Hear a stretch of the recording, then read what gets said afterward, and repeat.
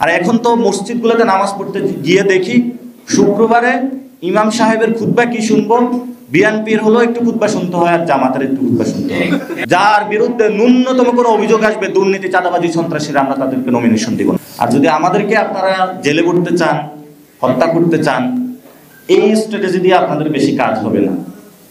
আপনাকে বাংলাদেশে আপনি যদি জয়ী হতে চান, অস্ত্র দিয়ে আপনি জয়ী হতে পারবেন না, কাউকে হত্যা করে জয়ী হতে পারবেন না, জেলে করে জয়ী হতে পারবেন না, মামলা দিয়ে জয় হতে পারবেন না। আপনাদের মানুষকে মন জয় করার মধ্যে দিয়ে বিএনপির জয় নিয়ে, এছাড়া বিএনপির সামনে আর কোনো জয় নাই।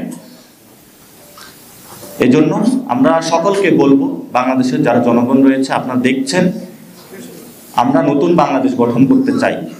এই নতুন বাংলাদেশে আমরা আপনাদের সঙ্গী হতে চাই। আমাদের সামনে আমাদেরকে ক্যারেক্টার অ্যাসাসিনেট করে অনেককে অভিযোগ দেওয়ার চেষ্টা করা হয়েছিল যে আমরা নাকি দুর্নীতি করি।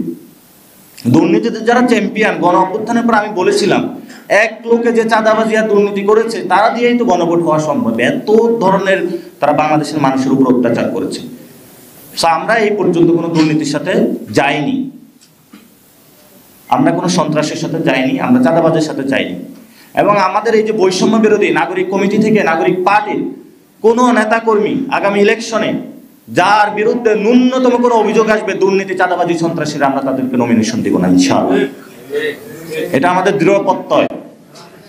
এবং কোনো গুন্ডাবাজি, সন্ত্রাসী বাংলাদেশে আমরা চলতে দিব না। আপনারা যারা সমাজের একজন মসজিদের ইমাম রয়েছেন, উনি অনেক ভালো রাজনীতি বুঝেন, কিন্তু তাকে সুযোগ দেওয়া হচ্ছে না, টাকার কাছে বিক্রি হয়ে যাচ্ছে, আমরা তাদেরকে নমিনেশন দিব।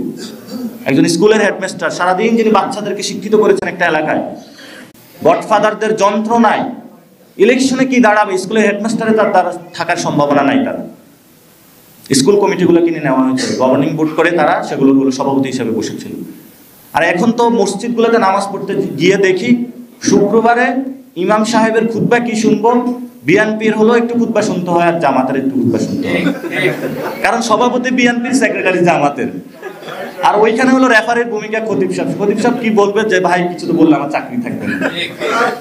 এই হলো অবস্থা এখন মসজিদগুলো।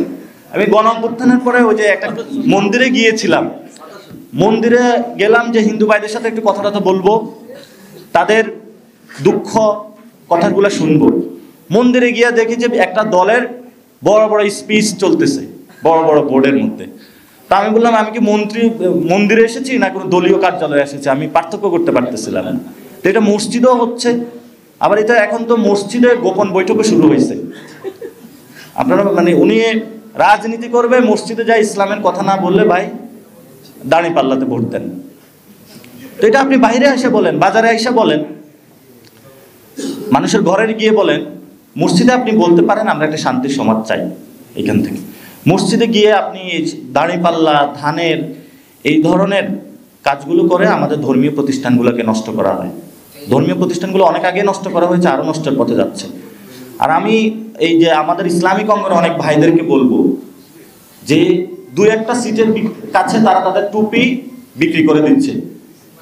তো ওই যে বলা হয়েছিল যে শির দেহিগা আমামা নাহি দেগা, যে মাথা দিব কিন্তু পাগড়ি বিক্রি করব না, এরকমই তো আমরা শুনেছিলাম, এগুলো থেকে অনুপ্রাণিত হয়েছিলাম।